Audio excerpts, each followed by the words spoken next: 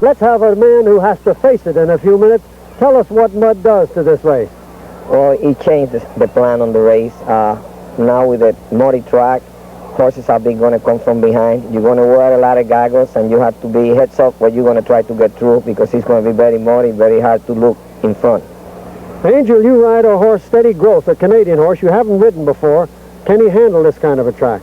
He won a big race in Canada on the mud, and he beat me in Chicago, gave me 9 pounds, and he's handling the track very good in the morning, and I think he's going to run a great race today. Angel, you won't probably be on the lead, to be very honest. Would you show the people how you handle those goggles when you're in behind in the mud? Oh, I'm going to be wearing more than 2. I'm going to wear 7 goggles, and you just put it all over, and every time one of them get muddy, you just flip it with your finger, and you keep flipping around until you run out of them. I hope I don't run out of goggles today. I hope you show a little speed before you do. A lot of the controversy today, Angel, concerns a filly in this race, Devona Dale, and a good friend and competitive yours, George Velasquez, rides her. Candidly, what kind of chance do you think she has? I think she's one of the horses to beat. I think that race the other day is going to do some good to her. She's a natural athlete, and she's a great mare, and I think she's one of the horses to beat. I'm very concerned about the Dale and the combination with Georgie. I think she's probably the horse to beat today. Well, it's a very even and competitive race, Angel. It has a lot of good horses in it. It has a lot of good riders in it. And right now, Charles C. Canty is over near your jockey's quarters, is going to talk to Sam Maple. I'm here with Sam Maple, who is half of the Smartin Traveling Show. He's been to 8 racetracks and won 6 stakes on Smartin. And Sam, you've only lost 1 race on Smartin. Is that a coincidence or what? Well, no, that race in Oaklawn, the Arkansas Derby, I believe he just wasn't quite ready for the race. After that, he seemed to be in top condition for all his races, and they were all pretty handily won. Well, he looms the favorite today, and we wish you a good ride and good luck. And we'll go back to Jack Whitaker now on the porch. Thank you very much, Chelsea. There's some of the crowd to brave this inclement weather for this running of the 110th Travers.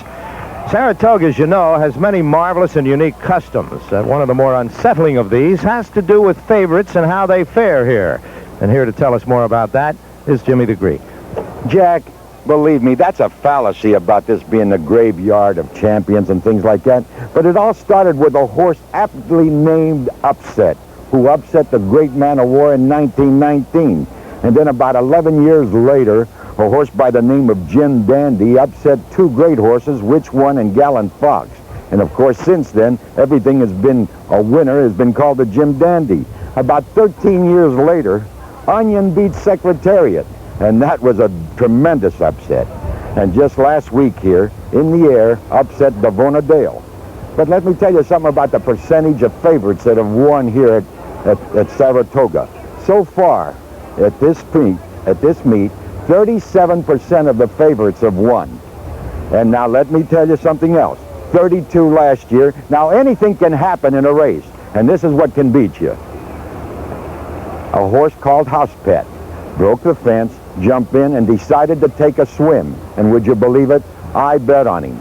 But let me tell you one more thing. Neither jockey or horse were hurt. I'll be back to you later, Jack. All right, Jim, something about leading a horse to water, but you can't make him swim. As Jim said, both the horse and Jean Cruguet, the rider, were unhurt. We'll return here to Saratoga in just a moment.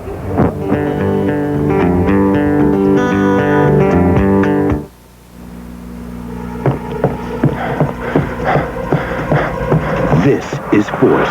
Up to 500 pounds of it. That's the kind of torture a running shoe has to take with every stride. These are the shoes built to take it, the amazing new USA Olympics. Built to take the pounding, cushion the shock, and provide the comfort. Stride after stride, mile after mile. USA Olympics, the jogger, only $17.99 and only at JCPenney. They're built to take it.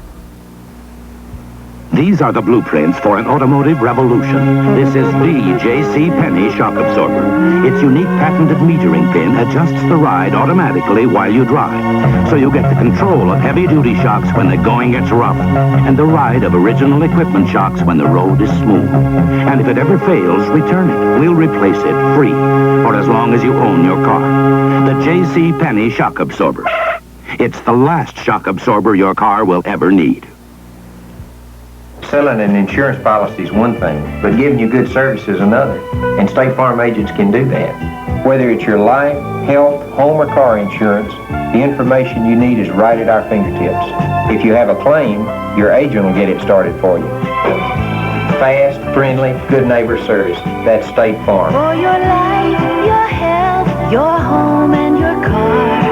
Like a good neighbor, State Farm is there. Sunday, the pros are out to capture the prestigious Westchester Golf Classic from New York. From tee to green, you'll say, you saw it on CBS Sports. Another one of the customs that gives Saratoga such rich flavor are the yearling sales, traditionally held in the second week of the meet here in August in Saratoga. Here is Frank right now with a report. The Saratoga Sales is open to the public, but bring your pocketbook. In a world used to inflation, the rising price of young thoroughbreds is nevertheless startling. The bidding will be competitive and spirited, and as starting time nears, you can feel the excitement. In order to know what's going on, you have to have a program, and they're secured at the stable office for the sales. And then, after checking them, you're ready to follow the auctioneer as he does his thing. Floormen assist the auctioneer in taking bids. And there's a price board so you know how far each individual is going.